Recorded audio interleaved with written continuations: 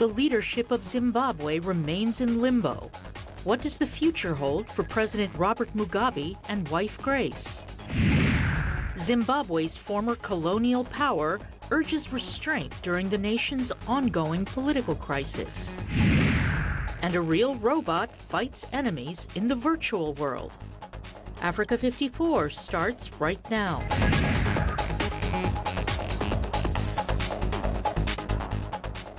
Good evening and welcome. I'm Vincent McCory. This is Africa 54. A ministerial meeting of the Southern African Development Community Organ on Politics, Defense and Security Cooperation is taking place in Botswana to discuss the Zimbabwe army lockdown. Meanwhile, President Robert Mugabe is reportedly resisting military efforts to mediate his departure. Reuters reporter David Doyle has more. Zimbabwe's leader Robert Mugabe is reportedly refusing to go quietly, despite an apparent military coup on Wednesday that's landed the 93-year-old president under house arrest. To remain calm. And with Zimbabwe's opposition leader Morgan Tsvangirai flying into the country late on Wednesday, there's speculation that Mugabe, who's ruled the southern African country for nearly 4 decades, has fallen victim to a long-planned move by his opponents to assume control. Intelligence reports seen by Reuters suggest that Mugabe's former security chief, Emmerson Mnangagwa, has been mapping out a post-Mugabe vision with the military and opposition for more than a year. Nicknamed the Crocodile, he was removed from his position as vice president and Mugabe's presumed successor a week ago. That was seen as clearing a path for Mugabe's wife to succeed him as president, and perhaps fired the starting pistol that saw the armoured vehicles mobilise in Harare. Mugabe and his wife are now confined to their home. A senior political source told Reuters that a Catholic priest is acting as a middleman between Mugabe and the generals, trying to ensure a graceful exit. But the former guerrilla is resisting the mediation, the source said, insisting he can only be removed as president by a party leadership vote. On the streets of Zimbabwe, the situation remains calm. No one is doing anything to anyone. Albeit under the watchful eye of soldiers placed at strategic locations. But the dramatic turn of events behind closed doors could signal a once-in-a-generation change for the former British colony. And may end the reign of a leader admired as a liberation hero by Africans inside and outside Zimbabwe, but reviled in the West as a despot whose economic policies and willingness to resort to violence destroyed one of Africa's most promising states. The correct path. But our long-term Zimbabwe opposition leader Morgan Tsvangirai said on Thursday President Robert Mugabe should resign in the interest of the country. In the interest of the people of Zimbabwe, Mr. Robert Mugabe must resign, step down immediately in line with the national sentiment and expectation, taking full regard of his legacy and the contribution to Zimbabwe pre- and post-Zimbabwe. That there be a negotiated, all-inclusive transitional mechanism. I'm emphasizing transitional mechanism. And that the purpose and essence and nature and character of that mechanism be agreed upon by all national stakeholders. That there be comprehensive reforms for a free and a fair and a credible election to be held upon the full implementation of those reforms. And that there be an agreed post-election framework to guarantee stability, peace, and national prosperity. Now, for more perspective on the Zimbabwe political crisis, Dewa Mavinga, Southern Africa Director at Human Rights Watch, joins me via Skype from Johannesburg. Dewa, welcome to Africa 54. Thank you so much for having me on the show. Now, many today keenly watching what's going to come out of Botswana when the Southern African ministers meet there. What do you think are their options at the moment? Most likely, and going by precedent, Southern African Development Community is likely to condemn a military coup and to call for an immediate restoration of constitutional order or rule. This is what has been the case in the cases where similar military interventions occurred in Madagascar, for example, and in Lesotho. So we are likely to have that pronouncement and a push by SADC to say they would not recognize a government that takes power through unconstitutional means. Now, the military has said this is not a coup. What are some of the options you think they have to ensure that there is no coup, if that is exactly how they want it to be? What can they do? Well, when the military says it's not a coup, the test is to check whether the civilian constitutional government of President Mugabe is in power and in authority. So one way would be to ensure that to have Mugabe clearly say, President Mugabe for himself and with his cabinet, that he is in charge and not the military. So I think this is where the problem is, because President Mugabe has been under house arrest, effectively confined to his house yesterday since the announcement of the military takeover. And now there are negotiations with South African envoys in the country. But the challenge is whether or not the military can persuade Mugabe to come up and say he is now acting voluntarily to relinquish his authority that he has at law. But pretty much this is a ZANU-PF affair. Could they just reorganize the house and still, install somebody in place of Mugabe and everything looks like, it can be accepted? Well, it is possible if there is cooperation from Mugabe and those around him, because there are constitutional hurdles that need to be cleared. And the first is that one of the persons whom the military wants to get back into power, Emmerson Mnangagwa, had been fired on November 6th from the government and expelled from ZANU-PF.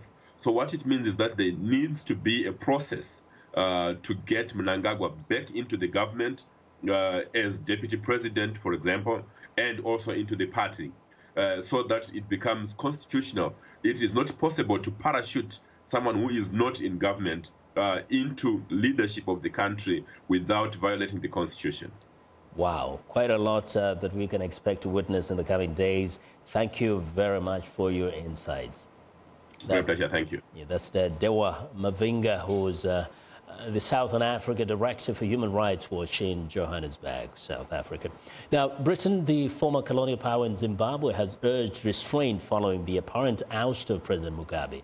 A former leader in Zimbabwe's fight for independence in the 1970s, Mugabe has had an increasingly fraught relationship with Britain, which, along with US and European allies, accuses him of directing widespread human rights abuses. Henry Ridgwell reports from London. Outside the Zimbabwean embassy in London, celebrations have begun among some opposition supporters as the Mugabe era appears to be nearing its end. We really appreciate what he had done before, but unfortunately, he couldn't make a good move when he was supposed to step down. He should have stepped down long time ago. Instead, Robert Mugabe has clung to power for close to 4 decades, routinely crushing political dissent. Following election violence in 2002, Britain and the European Union imposed a travel ban on the president. His apparent ouster should be treated with caution, argues analyst Nick Branson of the Africa Research Institute. There's a need for cool heads and some back-channeling and some, quite quiet discussions behind the scenes, rather than megaphone diplomacy, which is what Britain has historically fallen into. Britain's Foreign Secretary offered this reaction to the military takeover. Nobody wants simply to see the transition from one unelected tyrant to the next. No one wants to see that. We want to see proper, free and fair elections next year, and that's what we will be working towards. Restraint was urged by the European Union. The fundamental rights of all the citizens need to be respected, and the constitutional order and democratic governance to be upheld. Veterans of Zimbabwe's struggle for independence remain the driving force within the ruling ZANU-PF. Among them, former Vice President Emmerson Mnangagwa, viewed as heir apparent until his firing last week by President Mugabe. This apparently triggered the military takeover. They're merely trying to manage the transition, having clearly been quite alarmed by his sidelining of Emmerson Mnangagwa and working on the assumption that he was going to try and install Grace Mugabe, who has no Liberation War credentials. Those credentials led Mugabe to power. Now, fellow veterans have decided his time is up. Henry Ridgewell for VOA News, London. Well, Zimbabwe's economy has been hammered by political unrest, soaring inflation, a shortage of foreign cash, a trade deficit, and many other problems. Residents say the economic turbulence has driven thousands of people out of the country and makes daily life challenging.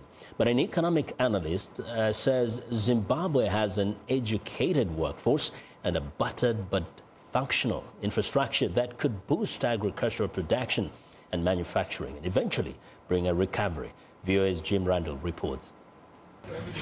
Buying meat and groceries is difficult for people in Zimbabwe who get by on $50 a week and spend most of it on rent, like this shopper. It will be difficult for us to be able to enjoy eating meat each and every day. Because of the current economic situation, we are facing problems getting money. While these butchers are working, most people in Zimbabwe are unemployed or get by in the informal economy. The nation once had a strong farm sector, but now imports most of its food. Farm production slumped after most white farm owners were pushed off their land in the early 2000s. The new owners lacked experience in running large farms. The government recently also banned fruit and vegetable imports to preserve the nation's cash, leading to food shortages. The government last year tried to introduce price controls. It appears it's not working. They'd also tried to promote domestic industries by banning imports from South Africa, because that's where Zimbabwe gets most of its foodstuffs. But it appears that is not working. You know, prices are going up like twice a day. Prices might not go up so fast if Zimbabwe sold more tobacco, gold, diamonds, and other goods to other nations. Right now, exports run about $2.8 billion, which is far less than it imports. Economists say a trade deficit can boost inflation and hurt the economy. But Zimbabwe's economy may recover because it has important economic fundamentals like an educated workforce and a serviceable, if crumbling, infrastructure, according to Nick Branson of the Africa Research Institute in London. There's a great deal of desire to invest in Zimbabwe once the government is receptive to foreign direct investment and not seen as a threat to it. Branson adds the country must work out the incredibly contentious issue of compensating displaced farmers. That is a key step toward reassuring businesses and attracting the foreign investment that could help update manufacturing and farming and boost employment. Jim Randall, VOA News, Washington. Now to West Africa. Authorities in Nigeria say 4 suicide bombers killed at least 14 and injured 29 others in Maiduguri city of restive Borno State. 2 men and 2 women blew themselves up on Wednesday in the Muna neighborhood that had been the home of the Boko Haram extremist insurgency. Boko Haram has killed more than 20,000 people during its 8-year insurgency against the Nigerian government in a bid to create a strict Islamic state in the majority Muslim north. The top U.S. diplomat at the United Nations, Nikki Haley, says she is working to hold the leaders of South Sudan accountable for the violence directed at civilians. Ambassador Haley made the comment at an event on South Sudan held at the U.S. Holocaust Memorial Museum on Wednesday. And the unspeakable violence that is occurring is not random. It is calculated, and it is directed at innocent civilians.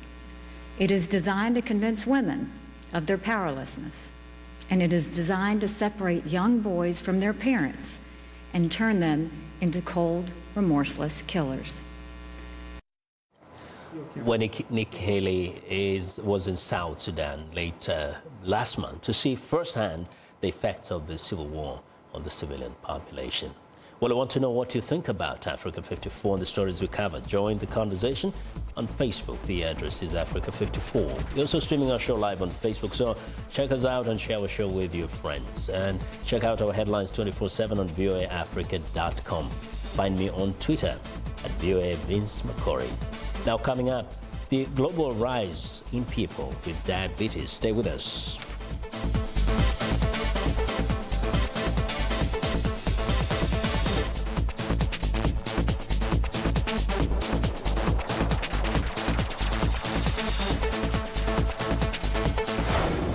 This is BizBeat. A cattle farm in Mariba County in northern Queensland, Australia fetches top dollar for the cattle they breed. If people know that the prison cattle are coming in, we get phone calls and, like weeks out. Kate Knowles is a livestock agent, and you heard her right.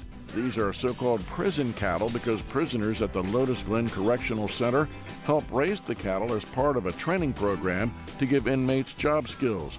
Les Elliott is the farm's manager. If you treat people with respect and they have acknowledgement for the work that they're doing, then their demeanour and their attitude changes. The farm sells $100,000 of cattle each year. Properly raised cattle at Lotus have a quiet, gentle temper, assets buyers demand. The successful program also graduates prisoners who go on working at cattle stations across the country. For VOA's BizBeat, I'm Philip Alexio.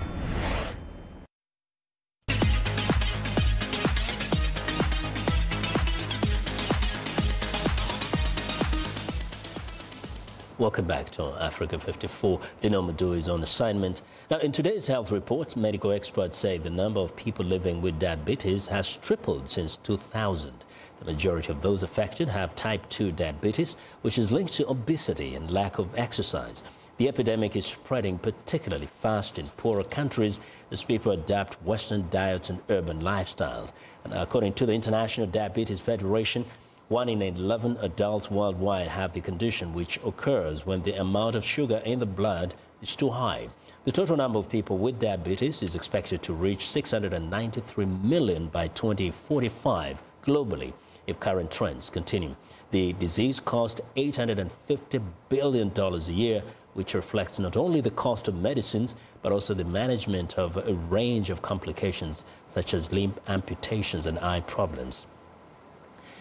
Authorities in Madagascar say the plague epidemic that has killed 124 people since August is under control. Plague is endemic in Madagascar, but the outbreak that has caused over 1,100 suspected cases since August is especially worrying. Baker used it because it started earlier in the season than usual. In addition, the outbreak has hit urban rather than rural areas, and 2/3 of the cases are of the pneumonic plague, the deadliest form of the disease. A report by the World Health Organization says an estimated $9.5 million in aid is needed to counter the epidemic. Only $3 million has been raised. There has been a decline in the number of new cases, despite new cases of the plague being recorded in the island nation this month.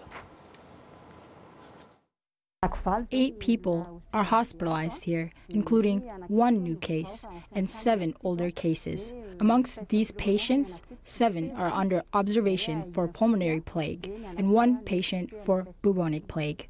We have seen a progressive drop in cases of patients contracting the plague, which allows us today to find that the epidemic is under control. We are working on maintaining the health infrastructure already in place, especially in keeping an eye on those who may be vulnerable to the infection and the treatment of those who are already infected. Well, the World Health Organization says more cases are expected to be reported until the end of the typical plague season in April 2018, and control measures must continue through to the end of the season.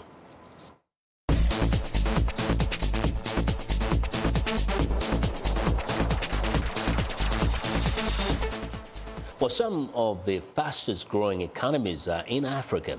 Economists, however, say even with the growth, the continent accounts for a mere 2% of global trade.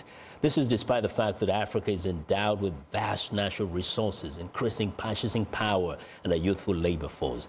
So what could be done to boost trade and integrate Africa into continent on global supply chains? Now, for some more insight, I'm joined in studio by Sandra Wera. She's Chief Executive Officer of the Common Market for Eastern and Southern Africa Business Council. Mr. Wera, welcome to Africa 54. Thank you. So Africa, every time we talk about Africa, we talk about how rich it is, how much wealth it has. But again, it has had all these obstacles. Can you tell us what are some of the biggest challenges that Africa faces in trying to first trade better amongst the nations of Africa, but also get to a global platform? Okay. First and foremost, I'd like to just give a bit of information about COMESA itself. Yes. COMESA has a total population of about 520 million people, who I like to call 520 million consumers. So we have the largest market share of potential business opportunities within Africa. Yeah.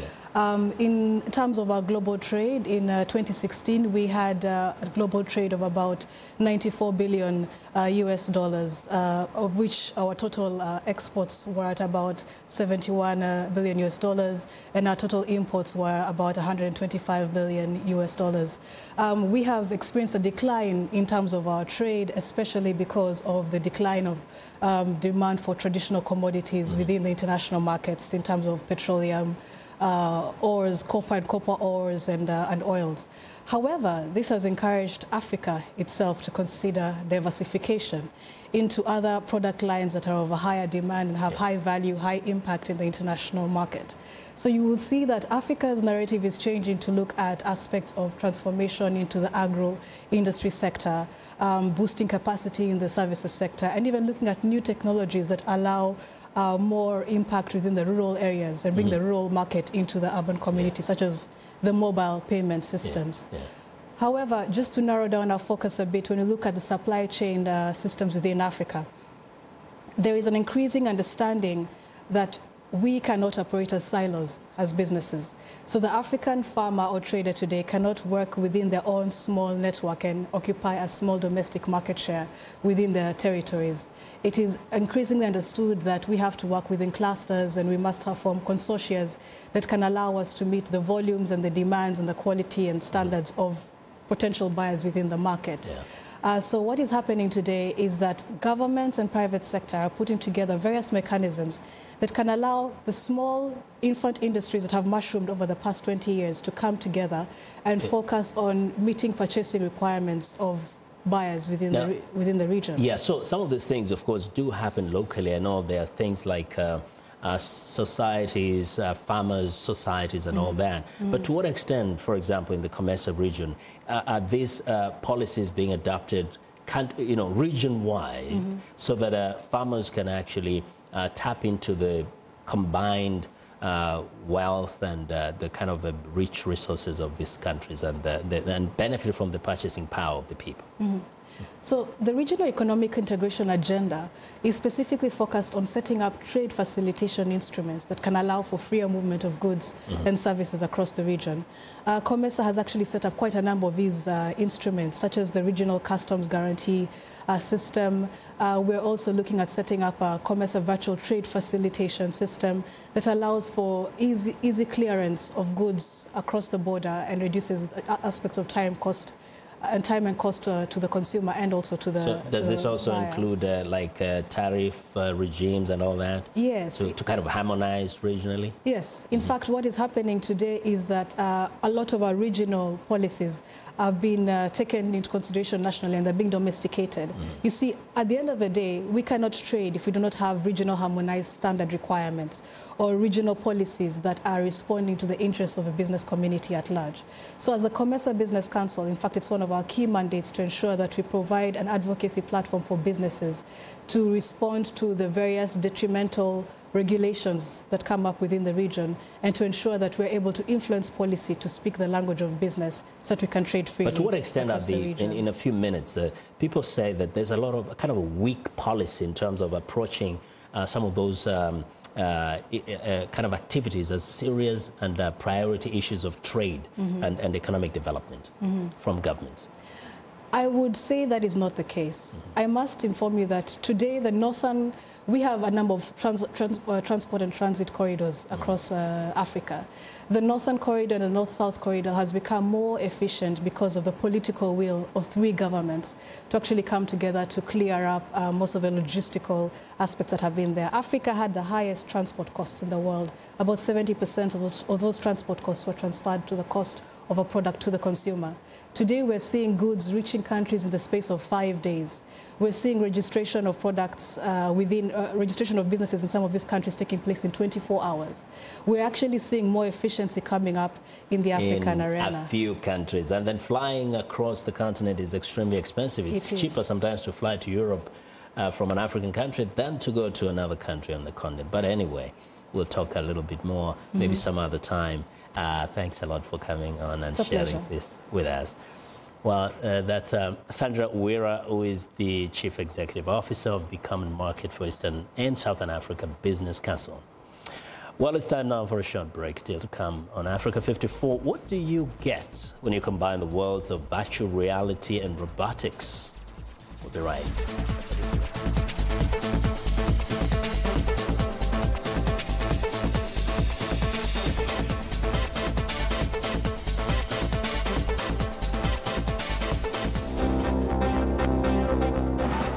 In Nigeria, emergency officials and members of a government-approved vigilante group say 4 female suicide bombers killed 10 people and wounded almost 30 in Maiduguri. In Zimbabwe, President Robert Mugabe is reportedly refusing a graceful exit despite an apparent military coup that had landed him in house arrest. In Cameroon, authorities have imposed a nighttime curfew and ordered the closure of shops and public places in Bamenda from 10 p.m. to 5 a.m.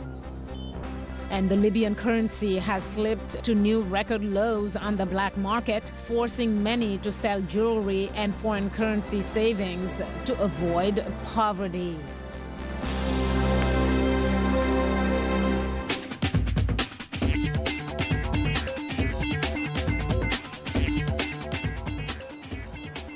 Welcome back to Africa 54. Now, here's what's trending. A British company is bringing the world of augmented reality and the world of robotics together. Mekanon is a real-life smartphone-controlled robot that can confront enemies in the virtual world with augmented reality. Other modes allow you to play against other players equipped with the robot in the real world. The toy will set gamers back around £300 in the UK. Well, and finally, glistening in the Dubai sun, over 8,000 amber-colored crystal droplets. This crystal installation and jewelry-inspired structures are starring at Dubai's Design Week, the biggest in its 3-year history. Sustainability and urban development are also hot topics as the towering UAE city continues its rapid expansion. This year, design trends are heavily influenced by the Middle East, North Africa, and South Asia. And that is what is trending. That's our program for today. Thanks a lot for watching. Have a good night.